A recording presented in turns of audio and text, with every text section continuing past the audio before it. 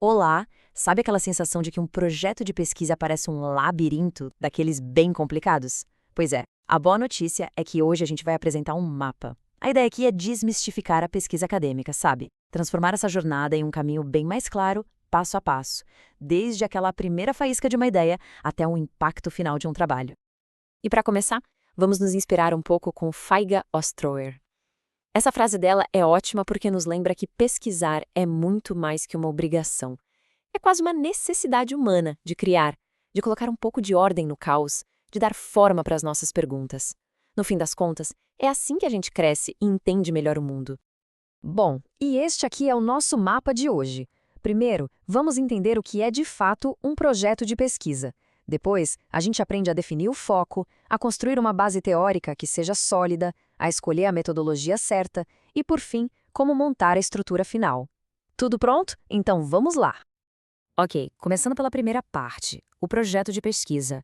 Afinal de contas, o que é isso? É bom tirar da cabeça aquela ideia de que é só um monte de papelada, de burocracia. Pense nele mais como a planta baixa de um arquiteto, sabe? É o que vai garantir que a sua construção, a sua pesquisa, não vai desabar no meio do caminho. Pensa nele como se fosse o roteiro de um filme. É esse documento que define as intenções, que traça o caminho a ser seguido e que cria basicamente o esqueleto de toda a investigação. Porque, vamos ser sinceros, sem um projeto, a pesquisa vira uma jornada sem destino. Agora, com ele, não. Cada passo tem um propósito bem claro, bem definido. Agora sim a gente entra numa parte que é, talvez, a mais crucial de todas: definir o foco. Como é que se transformam um interesse genérico, uma ideia ampla, em uma pergunta de pesquisa que seja específica e, principalmente, investigável? É aqui que a mágica começa a acontecer. Tudo, absolutamente tudo, começa com o tema. O tema é o seu universo, a grande área de interesse. Pode ser algo como qualidade de vida no trabalho ou segurança ambiental. O mais importante é escolher uma área que seja clara e, claro, que desperte a curiosidade de quem vai pesquisar. Certo, com o tema em mãos, o próximo passo é afunilar. A gente transforma o tema num problema de pesquisa. Se o tema é o universo, o problema é uma pergunta bem específica dentro dele. É o quê da questão. A pergunta que vai guiar toda a investigação e que o trabalho vai se dedicar a responder. E para essa grande pergunta, a gente precisa de uma resposta provisória. Essa é a hipótese. Dá para pensar nela como um palpite bem informado, sabe? Uma suposição que a pesquisa vai tentar confirmar ou, quem sabe, refutar. Ela funciona como uma bússola, garantindo que a investigação não se perca no caminho. Agora, olha que interessante essa tabela para deixar tudo bem concreto. Ela conecta tudo direitinho. Veja o primeiro exemplo. O tema geral é mortes no trânsito. A partir daí, o problema foca numa pergunta específica: qual a influência do consumo de drogas nisso? E a hipótese já oferece uma resposta que pode ser testada. O álcool é a droga que mais influencia. Percebe como uma coisa vai levando a outra? É assim que uma ideia vaga se transforma num plano de pesquisa de verdade. Certo, com o foco já definido, chegou a hora de construir as fundações do trabalho. Nenhuma pesquisa acontece no vácuo, né? Ela sempre se apoia no conhecimento que já existe. É exatamente aqui que entra a tal da base teórica. O referencial teórico, que também chamam de revisão de literatura, é basicamente a conversa que se tem com os pesquisadores que vieram antes. É nessa parte que se mostra que o dever de casa foi feito, que se entendeu o que já foi dito sobre o tema. E como o slide diz, e é a pura verdade, ninguém começa do zero. É como se a gente estivesse entrando numa conversa que já está acontecendo. E essa revisão toda tem vários propósitos.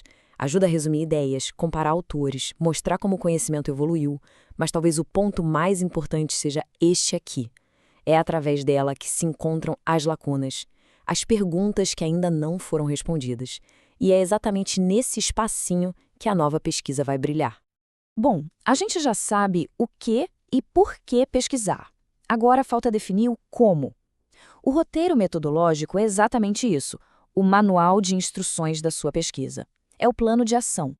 Basicamente, existem duas grandes estradas a seguir. A qualitativa é como um mergulho profundo que busca entender os porquês por trás de um fenômeno. Já a quantitativa, ela usa números, estatísticas, para medir e identificar padrões em grande escala. Qual das duas usar? A resposta sempre vai depender da sua pergunta de pesquisa. E para colocar essas abordagens em prática, existe uma verdadeira caixa de ferramentas. Desde pesquisas em livros e documentos, passando por experimentos controlados, até entrevistas, estudos de caso, questionários, a técnica certa é simplesmente aquela que vai te dar os dados necessários para responder à sua pergunta. Pronto, chegamos na reta final do planejamento, a estrutura. Agora que já temos todas as peças, como é que a gente monta esse quebra-cabeça?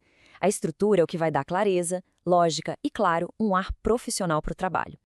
Esse slide aqui mostra a estrutura do projeto de pesquisa, ou seja, do plano. Na introdução, se apresenta o que e o porquê, tema, problema, hipóteses. No corpo do projeto vem o como, a base teórica e os métodos. E no final, a parte prática, cronograma, referências. É o seu roteiro completo, do início ao fim. E aí, depois que a pesquisa acaba, o resultado geralmente vira um artigo científico, um TCC. A estrutura é um pouquinho diferente, como a gente vê aqui. Existem os elementos pré-textuais, que meio que preparam o leitor, a parte textual, que é o coração do trabalho, com introdução, desenvolvimento e conclusão, e, por fim, os pós-textuais, como as referências e os apêndices. E, para a gente fechar, fica aqui essa pergunta para reflexão.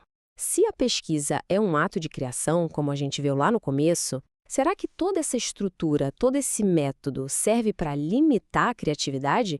Ou será que, pelo contrário, ter um caminho claro e rigoroso nos dá a liberdade e a confiança para explorar o desconhecido com mais profundidade? Fica aí o pensamento. Até a próxima!